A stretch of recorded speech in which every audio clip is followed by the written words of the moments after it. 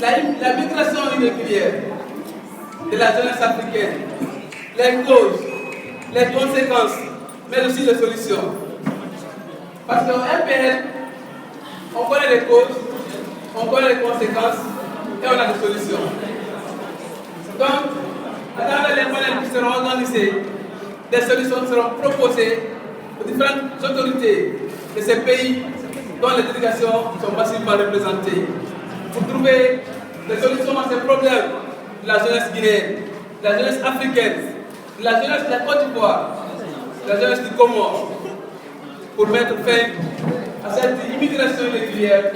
C'est nous les jeunes qui allons proposer ces solutions qui sont durables, mais aussi qui seront rentables, pour que l'Afrique soit une Afrique unie et solidaire. Madame la Présidente, bravo pour les efforts faites au fourré au moulin. Nous vous disons merci. Faites pour l'Afrique, faites pour le Sénégal, et faites pour le monde entier. Donc, les délégations sont déjà là, certaines sont en route. Merci pour les accueillir. Merci, il a déjà rétabli. Merci.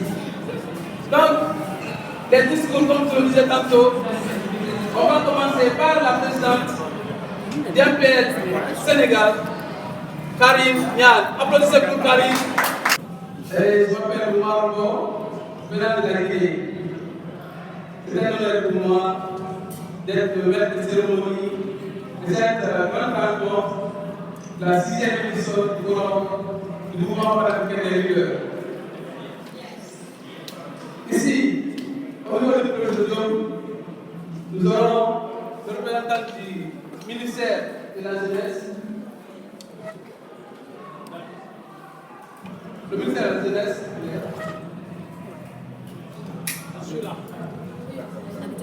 applaudissez pour le représentant du ministère de la Jeunesse.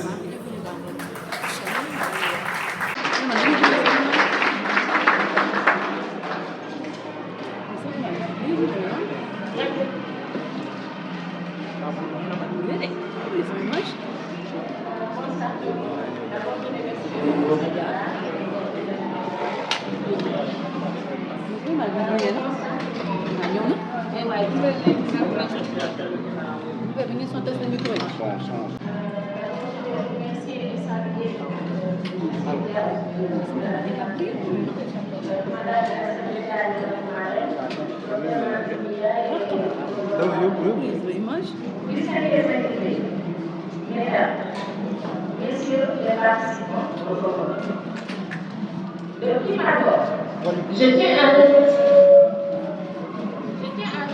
l'ensemble des membres du comité d'organisation de la 6e édition du forum panafricain des leaders, les partenaires, notamment le CRDA et Dakar, African Rising, la marraine Madame Aïssa Diagne, Dr Cheikh Tidiane Gadio, le ministère de la Jeunesse. Nous faisons vos appuis financiers et techniques, il serait difficile d'organiser cette rencontre internationale de la jeunesse africaine et de sa diaspora. Je tiens également à remercier toute personne de près ou de loin ayant contribué à la réussite de cet événement.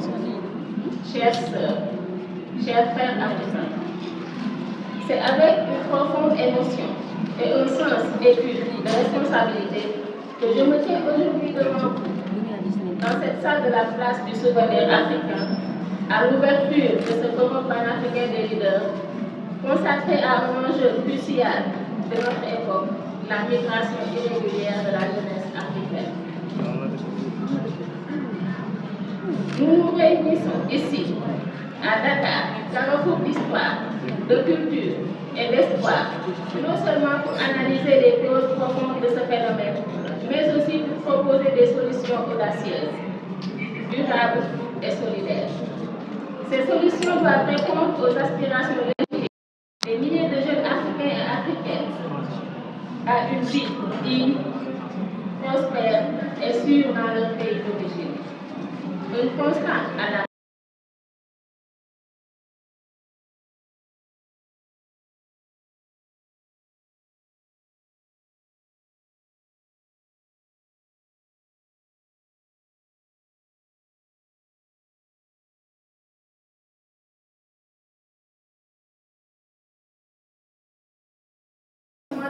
espoir qui pousse nos jeunes à chercher ailleurs ce qu'ils devraient avoir chez eux. Un appel à l'action. Face à cette situation, l'heure n'est plus au discours, mais à l'action. Ensemble, nous devons relever plusieurs défis majeurs.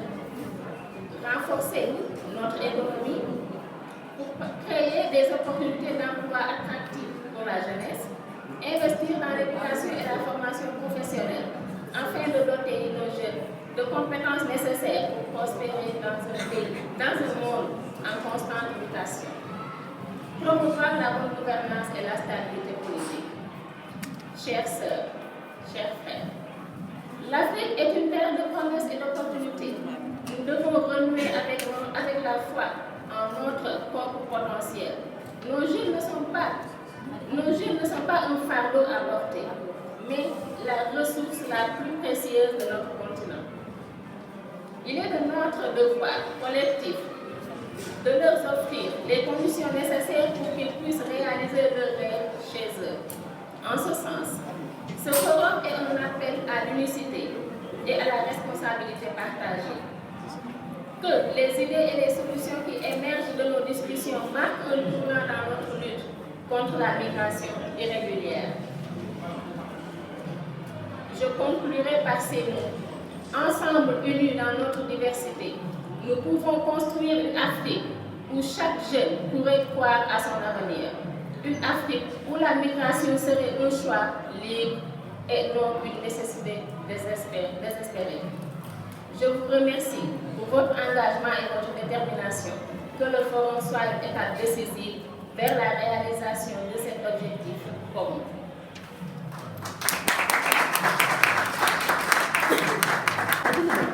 Allô? Merci, Madame la Présidente.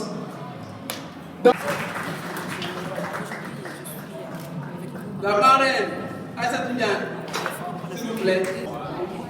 Je m'appelle Dr Landing Biaye, je suis le président du mouvement panafricain des leaders d'Afrique, un mouvement qui est représenté dans 46 pays d'Afrique et de la diaspora. De quoi s'est-il agi aujourd'hui?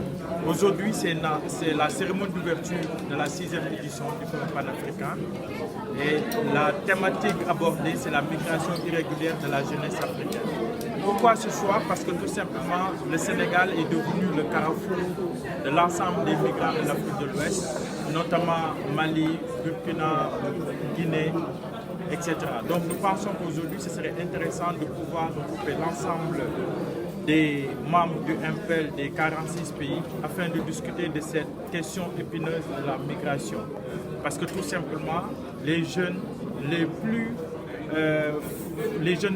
forts, les plus robustes, les plus intelligents, ce sont ceux-là qui prennent les flots pour aller essayer de trouver une vie meilleure, alors qu'ils ont tout ici pour pouvoir réussir. Donc, on s'est dit pourquoi pas échanger, discuter, conscientiser, les écouter, les comprendre, pour pouvoir savoir le pourquoi du comment ils veulent quitter le pays pour aller dans les autres continents en risquant le... Vous dites qu'ils ont tout ici pour pouvoir réussir.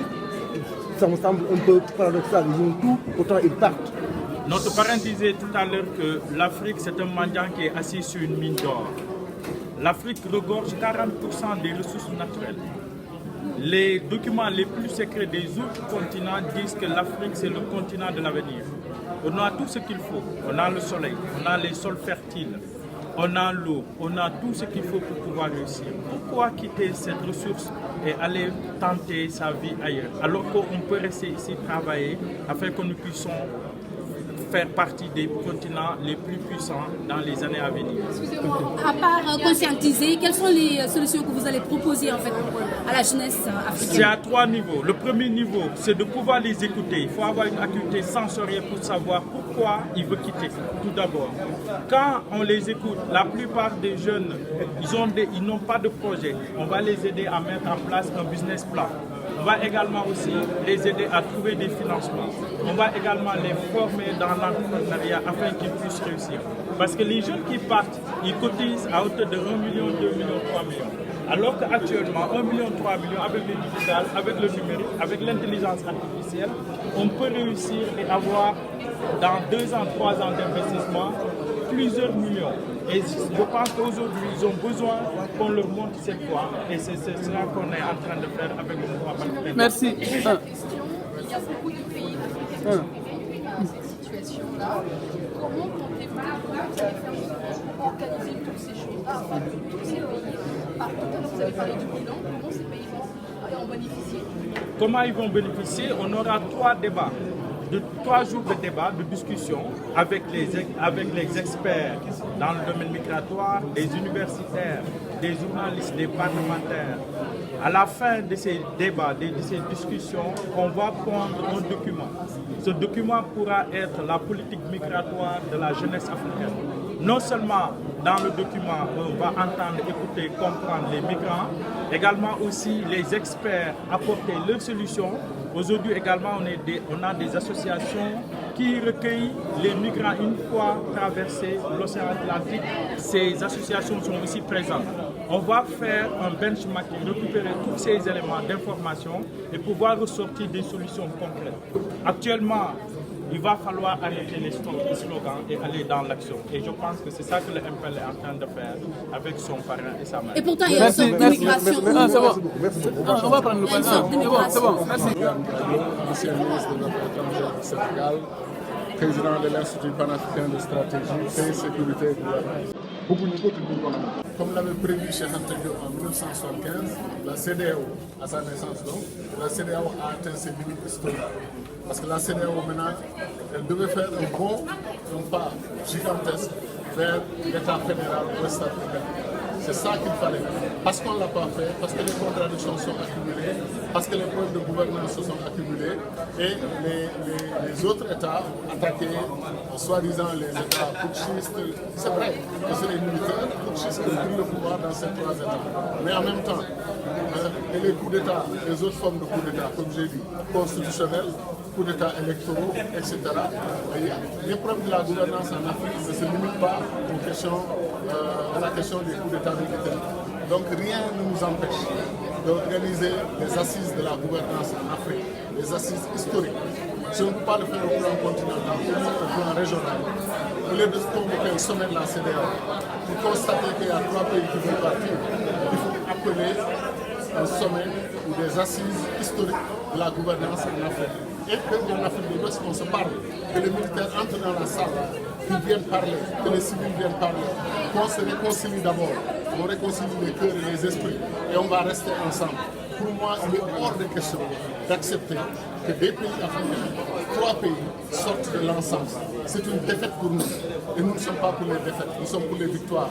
Cheikh Anta Diop aurait souhaité qu'on ait les États-Unis d'Afrique de l'Ouest, au lieu d'avoir les États divisés de l'Afrique de l'Ouest, balkanisés en plusieurs morceaux, et ensuite divisés en associations des États du Sahel et ensuite en associations des autres. Il est urgent de comprendre que l'Afrique n'a plus le choix. On n'a pas le temps. Le temps court contre nous. Tout le monde s'organise. L'Inde, qui était une puissance, qui était un pays du tiers-monde avec plein de difficultés, l'Inde est aujourd'hui dans le peloton de tête. La Chine est dans le peloton de tête. Qu'est-ce que l'Afrique attend pour s'unir, créer l'État fédéral africain, ou au niveau régional ou au niveau continental? Mais il faut qu'on aille vite. Les divisions ne marchent pas. Et comme je l'ai dit, les plans de lutte contre le terrorisme. Vous voyez, chaque État a son plan national de lutte contre le terrorisme. Ce n'est pas bien, parce que ça ne donne pas de résultat. La jeunesse africaine, on dit que c'est l'acte numéro 1 du continent. Qu'est-ce qu'on fait de cette jeunesse? Un gâchis. On est en train de leur dire que oui, d'accord, on va vous organiser des emplois, des start-up, on va vous donner des financements, on va vous donner ceci et cela. Ça n'a pas donné de résultat. Pourquoi? Parce que c'est des solutions parcellaires à un problème de fond. Un problème de fond mérite des solutions de fond. Qu'on ait le courage de s'asseoir, de constater que ce qu'on devait faire pour que nos diplômés, nos jeunes, quel que soit le niveau de formation, aient le droit à l'espoir, le droit à l'avenir, le droit à un grand futur. Cela n'existe pas. Donc la confiance est rompue. Les jeunes ne croient plus à nos pays, ne croient plus à nos États. Et ils veulent partir à tout prix. Et les gens disent oui, ils veulent partir parce qu'ils rêvent de l'Eldorado. Les jeunes ne rêvent même pas d'Eldorado. Ils savent ce qui les attend là-bas. Dans ces pays où ils vont être rejetés, maltraités, dormir sous les ponts, dormir dans les autoroutes, dormir dans la rue, ils le savent. Mais ils préfèrent partir, comme ils disent, pour leur dignité. C'est devenu une question de dignité, de refus de l'humiliation. Vous vivez dans des pays extrêmement riches, où des milliards circulent chaque jour, et on vous dit que vous êtes pauvre, vous refusez de l'accepter. Le Sénégal, le Congo, le Mali, tous ces pays ne sont pas des pays pauvres. On nous a présenté comme des pays pauvres, on l'a intériorisé, on l'a accepté. On a été appauvris. Notre développement a été bloqué, a été arrêté. Il faut arrêter tout ça. Il faut des dirigeants courageux qui marquent la rupture. C'est ça que j'appelle moi le nouveau leadership. La crise du leadership en Afrique entraîne la crise de la jeunesse, entraîne la crise de l'économie, entraîne toutes les autres crises.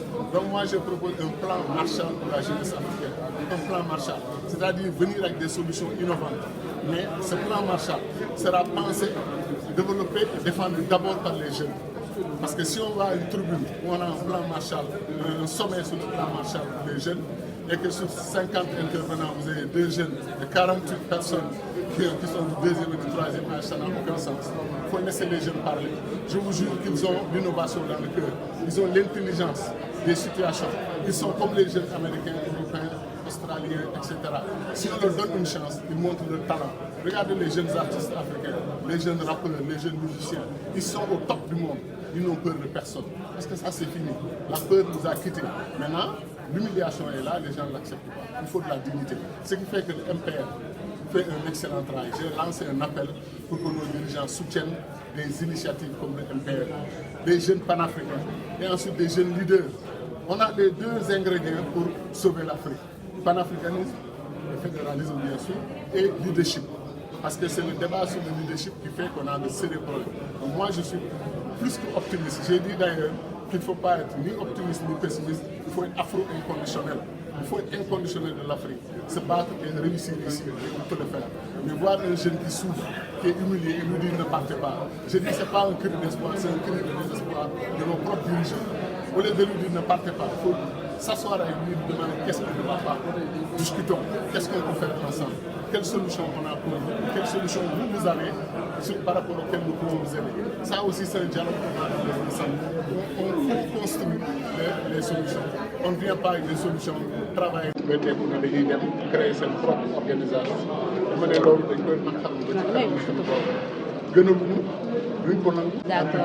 divorcé ak Mali ak Burkina ak Niger dama leen def sama xol ak samay xeet lañu sama réew lañu bëgg naa ñu toog ensemble liggéey Afrique dafa am problème foofu am na ay coup d'état militaire ni ñu déglu kontaan nañ ci loolu d'accord mais coup d'état du ay militaire rek da koy def en Afrique coup d'état électoraux dafa am nga perte élection ñëw ne gagné naa ko coup d'état constitutionnel waroo présenter waroo bokk ci élection yi nga jalgati constitution ñëw toog loolu gis nañ ko fi donc problème gouvernance maanaam li ñuy jiite suñu réew problème global bu ñuy jël rek singali Mali Niger ak Burkina te tey réew yooyu boo ko xoolee 20 000 morts Burkina nga xam ne terroristes yi ñoo attaqué leen il faut que doomu àddama chaque jour di rey di ren di dugal ay nit ci ay néeg di lakk néeg lu nekk ñun ñu koy def ñun ñëpp ñu ngi ne tekk CEDEAO bu amoon courage dëgg am doole dëgg ba du wane que dafa jub dafa taxaw pour liggéeyal Afrique loolu waroon na jóg dem dimbale Burkina dimbale Mali dimbale Niger ñu jëlee fi nee naa que ñun espace CEDEAO rek 400 millions d'habitants 1% mais 4 millions de soldats 1%.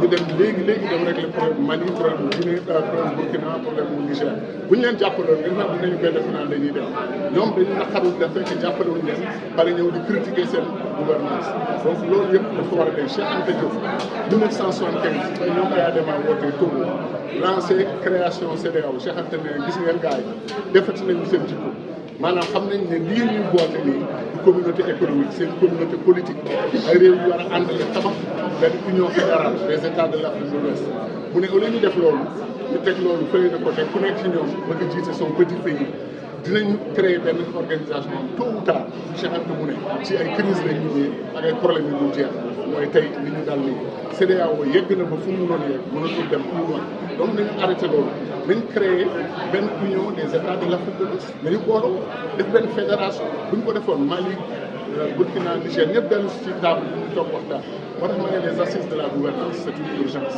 bu ñu ko defoon peut-être conclusion mooy nañu créé l'état fédéral ouest africain man loolu laa gën nañu jubboog ñoom boo nobee sa jabar mbokk yi ñëw nit ñi taxaw di la jéem a teqale moom da ngay bañ boo nobee sa jëkkër si c'est une femme qui parle gars yi ñëw leen jëm a texal da ngay bañ donc ñun dañoo bëgg Mali bëgg Niger bëgg Burkina bu ñu leen bàyyi ñu dem même bu ñu nee ñoom fas yéene ñoom jeex ba toog seen kër nañ ñëw di leen fekk seen kër tous les jours ba ñu takk seen bâche ñu dellu si famille. Super. C'est pas fini. Boo nee fas yéene ma ne non. La Guinée-Bissau. Le Tchad. Les îles Comores. Madagascar. La Zambie. La Côte d'Ivoire. Centrafrique. Le Maroc. Ils sont en route. Mais nous pouvons applaudir pour aussi. Nous avons parmi les partenaires la cible. Est-ce qu'ils sont là? Les partenaires la cible. Aussi, Yannick est des grands partenaires aussi du mouvement panafricain des leaders. Il y a des institutions, même s'il y a des personnes ressources. Il y a parmi les partenaires Notre-Dame, Jennifer, la Guinée-Bissau. L'ambassadeur, le premier conseil, l'ambassadeur du Comore ici même.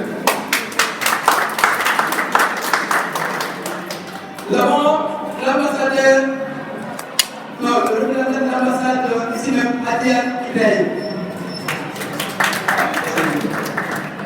Merci beaucoup. Donc, Monsieur le Président, avec votre tradition, nous avons le quorum qui atteint, parce que beaucoup de délégations ont répondu présent, certaines sont en route. La présidente Karine vient de faire son entrée. Il y aura 3 discours, ou voire 4, ça dépendra des positions des uns et des autres. Karine, on attendait que vous, en tant que présidente, on ne voulait pas commencer cette cérémonie en dehors de la présidente d'IAPL Sénégal. C'est elle qui devrait nous autoriser, mais elle nous a autorisé à distance. Voilà la présidente Karine. Applaudissez pour Karine.